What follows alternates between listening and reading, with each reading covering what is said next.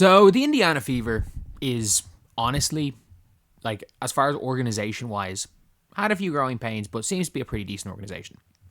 The players, it's one of those teams where it's like, if you're a fan of them, yeah, they're probably the most likable team in the league, and if you're not a fan of them, you can't stand them. It is what it is. They're the most supported team. That's always going to be the case. However, when it comes to people that the league are pushing as media, some of the narratives around the Indiana Fever are just absolutely disgusting.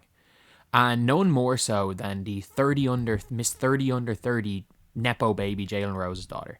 So this is something that she said. And by the way, first of all, why are WNBA players being asked their political affiliations?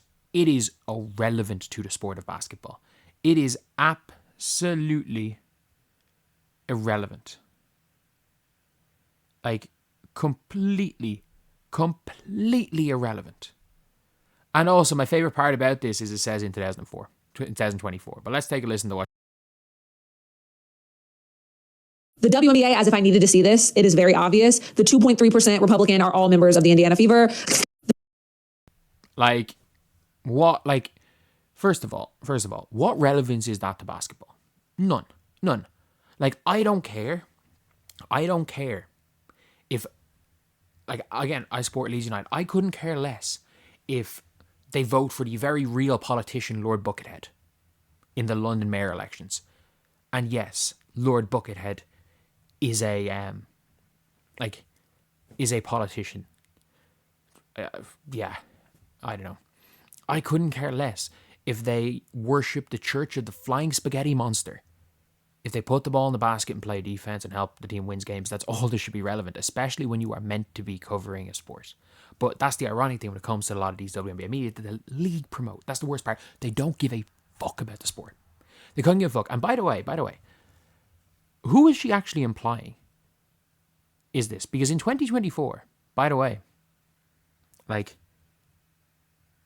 okay, Sophie Cunningham didn't play for the Indiana Fever. The only player in the WNBA who's very openly on that side. And again, I don't care.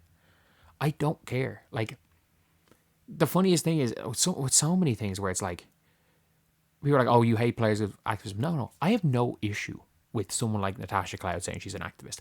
I have an issue with Natasha Cloud reposting that Indiana is unsafe for Angel Reese.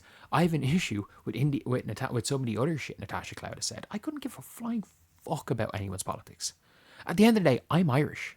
I don't care about American politics. At the end of the day. I mean, what's going on right now is kind of fucking over everybody. The damn tariffs. But at the end of the day, I don't care. It's not my decision to make. And I don't know. Maybe we shouldn't be as fucking reliant on another country. But at the end of the day, I don't care. I like to talk hoops. And the problem is that these are the type of people that the league are bringing in. That the league are wanting you to promote as the good WNBA media. When they try to imply, by the way, apparently there's only 40 players, so this is one player. Probably Sophie Cunningham. Trying to imply that it is Caitlin Clark, Lexi Hull, Sophie Cunningham.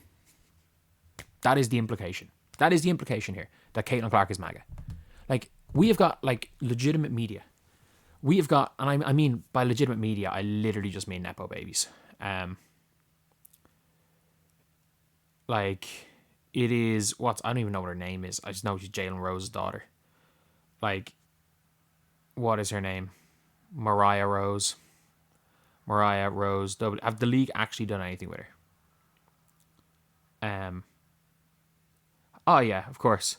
You know, she's there at draft night. She's there walking the red carpet at draft night, all this stuff. And she is not only implying that being of a political affiliation is an insult, which is one thing, but basically calling the face of your league MAGA. Heavily implying the face of your league is MAGA. Which at the end of the day, obviously that's being, like, it's, that phrase is being used as an insult. At the end of the day, I couldn't care less. I'm not going to have an opinion on it because I live 7-8 hours away, and anyone who knows me in real life knows there's not much going on in my head other than basketball. Which is, you know what, and in a lot of situations, ignorance is fucking bliss because it's a shitty world out there no matter where you are, no matter what side of the fence you're on. But the league is actually pushing somebody, is inviting someone red carpet for their draft who has basically now tried to imply that the face of their league, who is evidently one of the 67%, liking posts, pro Kamala Harris posts on Instagram from Des Moines, Iowa, which is apparently the most left place, is MAGA. And using that statement as an insult.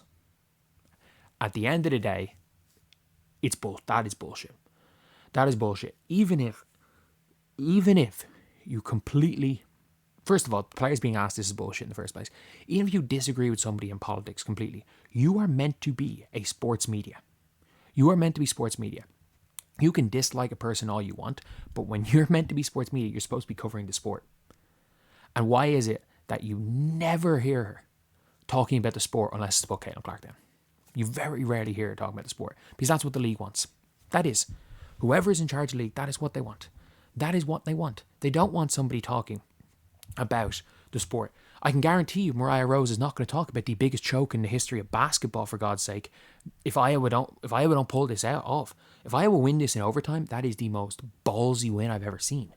I turned the game off. I couldn't even fucking find my stream again. I turned it off when they were up 14 points. I saw it. I went up 17 with 3 minutes to go. I'm like, yeah, this is over. But yeah, either way, this is, in my opinion, this is pathetic. This is absolutely pathetic.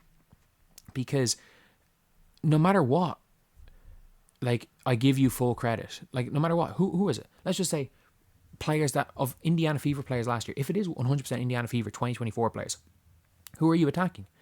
Is this a sneak diss of Grace Berger or something? Is Demira Stantis? Do we not know exactly? Demira Stantis, I don't think she can vote, but I don't know. Who's this meant to be a shot at? Because there's one Indiana Fever player who you better believe this is supposed to be an insult towards, who is publicly on the other side. And at the end of the day, that is irrelevant. That is absolutely irrelevant to the sport of basketball. But I'm talking about this because at the end of the day, you have got people that the league are pushing, the league are promoting, the league are sending into places that are seen as unproblematic. Whereas if you literally believe Caitlin Clark is better than Paige Bueckers, you're seen as problematic by the league. If you believe, I remember, I saw this big rant post about me being he doesn't know about Chelsea Gray. I was like, yeah, I do. I knew what Chelsea Gray was doing in 2022. Why? Because I fucking watched those playoffs. I knew she had magnet ball in those playoffs. I knew how good she was in 2023. Chelsea Gray could not run in 2024. Chelsea Gray, in Unrivaled, is the best player in the world, and even in the WNBA, she's not an all-star. She was not an all-star last year. She won a ring as the 4th best player in the finals on her team. But in Unrivaled, she's the best player because she's able to control every bit of the tempo. She has more control, and she's the best shot maker in the league. But at the end of the day, she has not played point guard for extended periods of time in any success. The main success that Aces got was when they moved her off the point. But at the end of the day, it doesn't matter. It doesn't matter, because if you don't glaze the people with nicknames, if you actually watch the game and break down the game, you are problematic. All the league wants is for players to be, or not even for players, for the media to just make fun of Caitlin Clark in any way. And that is the thing. It is very, very evident that the league will give you, if you are pro Caitlin Clark, the league is against you. If you are anti Caitlin Clark, the league will do everything to push you. There is no place for Kate in the league. Shout out to the WNBA for posting about Caitlin Clark's birthday, but things like this, it just sums it up, because this is absolutely the implication. Nothing was said, obviously, but this was absolutely the implication. Because if she said, we know one of them plays for the Indiana Fever, duh, everybody knows it's Sophie Cunningham. But 2.3% is 3 players. They all play for the Fever. I mean, who else are you talking about? Who else are you implying? You implying Kelsey Mitchell's MAGA? You implying Aaliyah Boston? I doubt it. I really, really doubt it. Fucking pathetic.